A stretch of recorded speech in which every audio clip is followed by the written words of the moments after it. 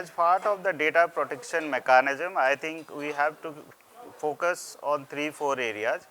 The first area is the data strategy. We must understand our data sets well, devise a data strategy in terms of understanding your fiduciary data, public data, PII data, sovereign data, non-sovereign data. Once you have identified your data sets well, the second step is to understand your stakeholders, beneficiaries and users at large.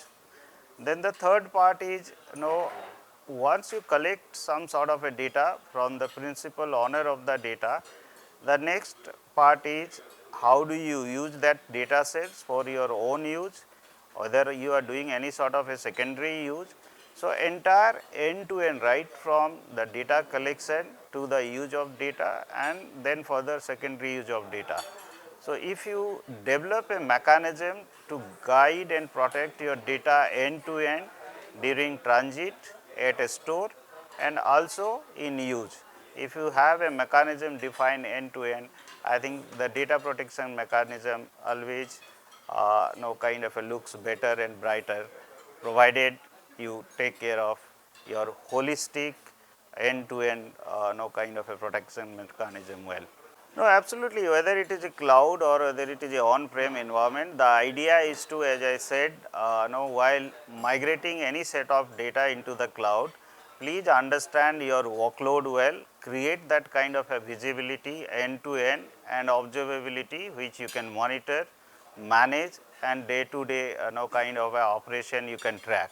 The second part is moment you are migrating some of your cloud workload into the cloud, please ensure that the workload which you are migrating into the cloud at any point of time, it must not get into a vendor lock kind of a scenario. The cloud provider, whatever services in the form of SaaS or PaaS they are providing to you, ensure that tomorrow when you are migrating into another cloud provider, there is a smooth migration process available, and at the end the kind of the law of the land or the compliances and regulation whatever today we have, the cloud provider must obey into those compliances, regulation and land of the law.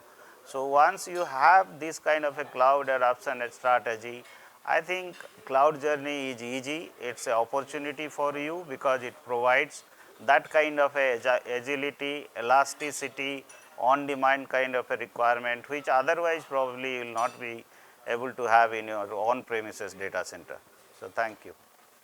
Okay, thank you.